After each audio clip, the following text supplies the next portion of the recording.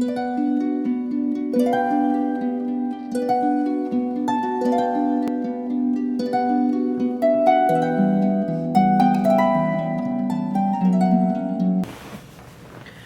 up, wishes? So this week's topic is about the importance of correspondences when it comes to spell work. Now, correspondences are those little bits and pieces that make up or enhance your spell. Now, I feel that correspondences are important, but may not always be completely necessary. There are many chaos magicians that use just a pen and a paper and make sigils. Maybe they use a candle if they're going to be burning it. And so you really only may need those things. Now, intent is one of those favorite words used among witches. There seems to be a couple schools of thought on you need certain things or all you need is your intent. Now, I feel like the more practiced you are and the more deeper your connection is with spirit, your ancestors, earth, whatever it is that you work with, maybe the less correspondences that you need. So now remember, the energy for the spell is not 100% our energy, and that is why people that are more connected, I feel, have more power, because they aren't draining themselves, and whatever it is that they're working with is loaning their power to the person. So I believe it is very, very important to work with the energy around us, not against us. So not against it. So you don't need a lot of stuff. You don't need a lot of stuff, but it definitely helps. So the first thing I look at is the moon. When you work with the moon, you really want to pay attention to the phases that you're in. So you're not going to use the waning moon to do a healing spell or to draw in money, because the waning moon is for banishing. So you may use that time to banish the sickness or the debt or the weight or what have you. If I'm going to do a healing spell, especially when somebody gets sick and it's something that needs to be done right away, I'll do a quick mental check on what the moon phase is in, and then I'll go from there. So if we are going towards the full moon, I'll grab a blue candle and healing oil. And if we are going towards the new moon, I'll grab a black candle and banishing oil.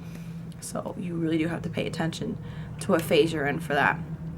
So another thing I always take into account is when the planets are in retrograde. Many people do not like to do magic when Mercury is in retrograde because it causes a lot of electronic travel and communication problems. So just be aware. Now, it is possible, but be aware that when you do things during retrograde, that things may not happen the way that you wanted to, or the way you expected, or the way that they should happen, or maybe they happened before. So just keep that in mind. So also, let's say if you cast a love spell when Venus is in retrograde, which I think we're still going through right now, they may look fantastic when they are drawn to you, but when Venus goes direct, you're really going to see their true colors, because when Venus is in retrograde, everything's beautiful. So you'll just have to work with what you're doing. So you do have to pay attention. So the more physical correspondences you use, the more it will help you with your focus. Now, or physical material. We know for the most part that pink is for love and that green is for money. So when we work with those colors, our mind stays on those thoughts. Same for when we use oils and herbs. The scents of the oils and the herbs also help us to stay in that mind frame, which helps us with our intent. So intent is important, but I feel it is important to have correspondences to help with our intent.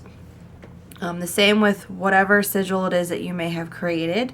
The moon being void is also very important. Most people try not to cast during the void moon, and I have heard that things get messed up during the void because they're not working with the void.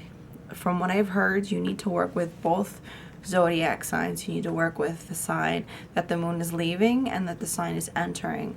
And so to be totally honest, I don't work with the zodiac signs too much just yet, but it is something that I am becoming more familiar with.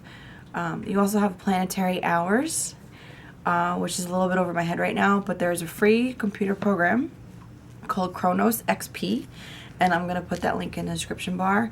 And because the planetary hours vary by region, so when you set up that program, it is really easy to figure out exactly what you're doing. So say if you're doing a love spell, you're going to want to do it on a Friday, when the moon is going towards the full moon, because you're drawing it to you. You're going to do it on a Friday, and you might want to use pink and rose petals and whatever else, and it will give it a little bit more extra oomph if you use it in the planetary hour. So use that program to look up the Venus hour. So I like working with color because I'm a big candle magic fan.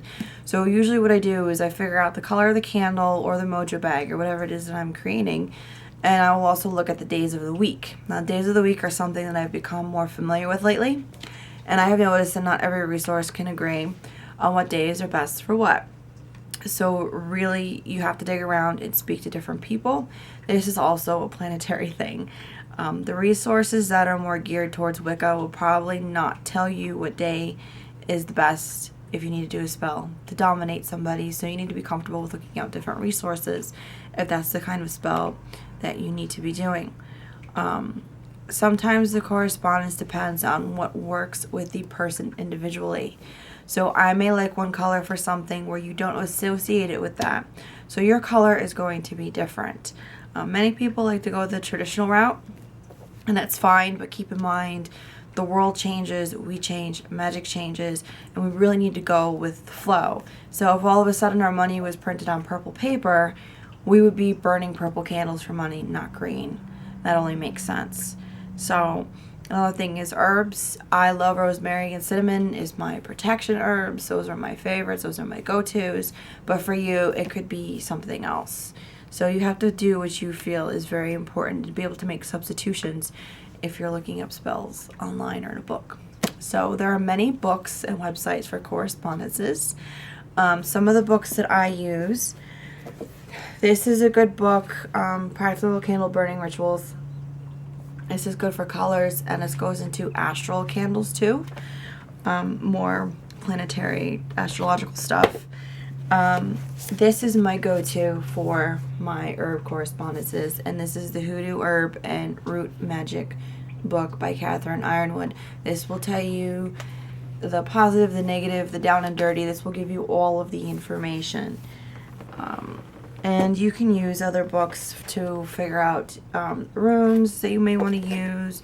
An astrology book to learn more about the astrology, bits and pieces. There are tarot spells. I use crystals with a lot of my healing stuff. It really depends on what you're doing, and it's a lot of information. That's a lot of information. So it's easier if you know what kind of spell you're going to want to doing in advance. But if you turn around and say, "Oh crap, I really need to do a spell for this," as long as you have a candle and you can maybe carve in it, and you know what moon phase you're in, you got it. It may not be as powerful as if you get all these supplies together and do all this other research, but you can still do it. So that is how I feel about magical correspondences, and I hope that everybody has a blessed day and a great week. Have a good one.